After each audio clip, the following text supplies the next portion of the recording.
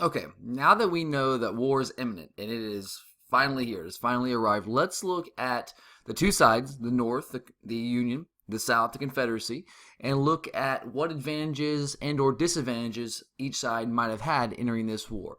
We talked about this a little bit with the first lesson, the long-term causes of the Civil War, but let's look at the population number. So the population of the United States was just slightly over 30 million at that time. It's around 350 million now, so obviously a much smaller nation at this time. It's growing.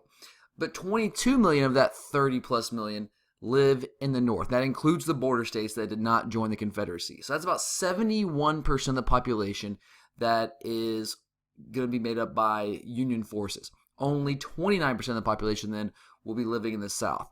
In terms of financial well-being and resources there, financial resources, 75% of the nation's wealth was located in the North. When you factor in all the manufacturing, the shipping, the banking interest, that leaves only 25% of the nation's wealth in the southern states that is seceded. 71% of the nation's railroads were in the North, only 29% in the South.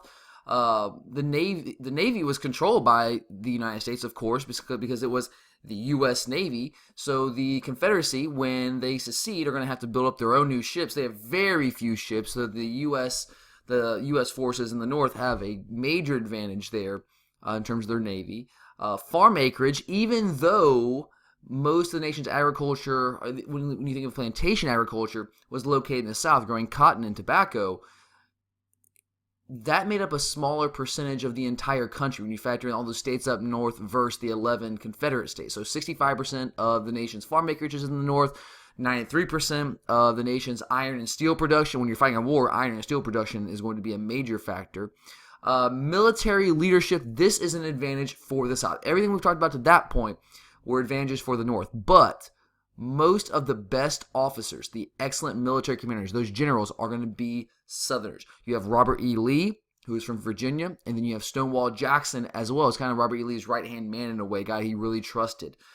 Fantastic general. So there are very few experienced soldiers and generals like that in the North, so the South does have an advantage there.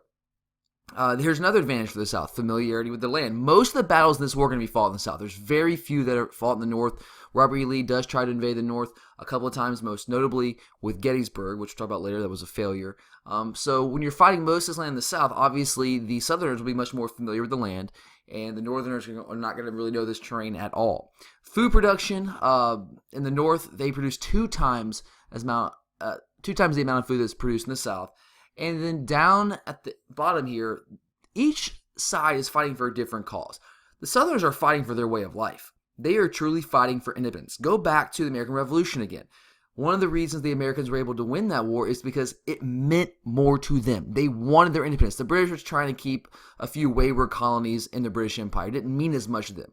The Americans were fighting for independence. Well, here in the Civil War, it's the same situation. The South, they are fighting for something that means everything to them. Their independence, their freedom, their way of life. So it means more to most of them than it means to the Northerners, who are just really kind of fighting to, in their view, and in the words of Abraham Lincoln, to preserve the Union, keep the United States together.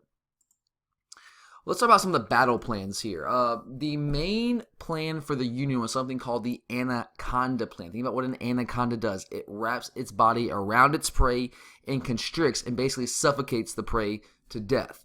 That's essentially what the Union was trying to do to the South. You see here's Winfield Scott, the guy who came up with this plan, his great Anaconda Plan, where he basically wanted to blockade the entire South, use the U.S. Navy, because remember the Union had a major advantage of their Navy, use them to blockade the South. You can see blockade the South right here all along their entry ports into the South.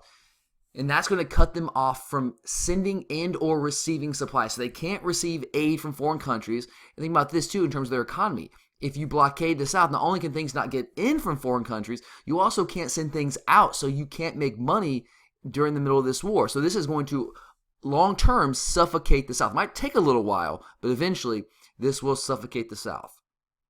And really also what they wanted to do along with that, you see here, come up the Mississippi River, divide the Confederacy in half. Mississippi River would be basically right center point between the Confederacy and the two parts of the Confederacy, and would divide it in two. That was very important in terms of the strategy for the Union. They were trying to gain control of the Mississippi River, and the Southerners, of course, are going to be trying to maintain control of the Mississippi River.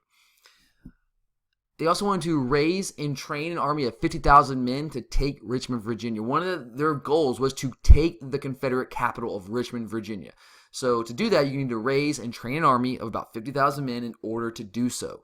So these are the main aspects of the Union strategy. You want to blockade the South with the Anaconda Plan, divide the Confederacy in two by taking control of the Mississippi River, basically divide them in half, and then capture Richmond, Virginia with an overwhelming force of men, since they did have an overwhelming population advantage in the North. Did it work? Ultimately, yes. Now, there were bumps and bruises along the way for the Union forces. The South did really a miraculous job of lasting as long as they did. You think about all the advantages and disadvantages I just showed you there, most of the advantages were heavily in favor of the North. So the fact that the South was able to survive for 4+ years is is more than a minor miracle. It is a significant miracle. And that speaks to the fact that they had great generals and that they were fighting for something, they're fighting for a cause, and the people in the South were supporting this. So eventually, the Anaconda Plan does work, but it takes some time. Why did it work? Well, because the North was able to do everything they wanted to do as part of the Anaconda Plan. They were able to blockade the South, cut them off from sending and receiving supplies. They were able to capture the Mississippi River, cut the Confederacy in half, and they were also able to raise an army of 50,000 plus men to take Richmond, Virginia. So because they were able to do all that, their plan works. Let's look at the South, though. The Confederacy, since most of this war is fought in the South, they're fighting a very defensive war. And one of their main goals is to sway political change in Washington. They feel like maybe if Abraham Lincoln loses his re-election bid in 1864, maybe they'll have a chance to have a new president that'll come in there who might be a little more sympathetic to their concerns and allow them to just ride off in the sunset and have their freedom and establish the Confederacy. They also really work hard to try to convince the border states to secede. They try very hard to do that, but unfortunately for the Confederates, they were not able to do so. And here's another major factor. Just like, again, going back to the American Revolution, there's a lot of similarities here between the Civil War and the American Revolution. The Americans were really fighting a defensive war, just trying to last long enough for the French to decide to come in and support them and join an alliance against the British. Well, that's essentially what the South is doing here. They're trying to convince both England and France to join their cause against the United States. They try to win enough battles to show that they have the opportunity to win, just like the Americans did the American Revolution. But unfortunately, for the Southerners, England and France never do end up joining the Confederate cause, I should say. So did this work? Did the Confederate plan work? Nope. Why not? Because they really weren't able to do any of these things. Abraham Lincoln wins the re-election bid in 1864. He's assassinated shortly thereafter, but he does win. They were never able to convince the border states to secede, and they were never able to convince England and France to join their cause. All right, now I have broken down some of the major battles that we have to know from our standards into a very simplistic list here. We unfortunately don't have time to go into all the nitty-gritty details of all these battles. Most historians will look at it and say there's around 50 to 55 major battles that were fought in the Civil War. Here are the ones that are in our standards, and I'm just going to list what you need to know. I don't want to overwhelm you with things that you're not going to know for this class. If it was an AP class, you need to know more, but it's not. So we've already talked a little about Fort Sumter in April 1861. This was the first battle. What you need to know about Fort Sumter is that it starts the Civil War. And remember, in South Carolina there was a U.S. military base that was still in South Carolina, which is, of course, a Confederate state now. And there was a disagreement over whether the United States should be able to go supply its soldiers there. When they try to come into South Carolina to do so, South Carolinians take that as an invasion and start firing on the fort. That starts the Civil War. Antietam comes in September 1862. This was the battle that was fought in Maryland. And what you need to remember about this is two things. This was the bloodiest single-day battle of the Civil War. What I mean by that is that more soldiers were killed in this battle, in this one single-day battle, than any other single day of the entire Civil War. The Northern forces outnumbered the Confederate forces almost 2-1. And in the end, at the end of this single-day battle, 22,000 troops will be killed. When you combine the casualties from both sides, about 12,000 Union soldiers will be killed in this battle, and about 10,000 Confederate soldiers will be killed in this battle. So it's the bloodiest single-day battle of the Civil War. And remember, Maryland is a border state, so it's the first time that Robert E. Lee, the lead general of the Confederate States of America, it's the first time he goes on the offensive into the northern states, into the Union territory to try to push into the north. Well, Robert E. Lee takes another chance to go on the offensive into the north in 1863 with the Battle of Gettysburg. Now, this was the deadliest overall battle. What I mean by, so the difference between Antietam and Gettysburg is that Antietam was the deadliest, bloodiest single-day battle of the Civil War. Gettysburg was longer than a day, but it was the deadliest battle overall. Gettysburg was a 3-day battle in which more soldiers died in this battle than any other single battle during the Civil War. Over 51,000 troops, again combined on both sides, will die at the Battle of Gettysburg. So this is the second time Robert E. Lee goes on the offensive. He goes into Pennsylvania. Gettysburg is in Pennsylvania. And this is a major battle because after this point, when the Confederate forces are defeated at Gettysburg, Robert E. Lee and the Confederates will never again make it into the North and take the offensive. They'll be playing defense in the South for the remainder of the war. Then in 1863 also, you have the Battle of Vicksburg. So it's in some ways going on kind of simultaneously with Gettysburg, because this was a campaign that lasted from May through July of 1863.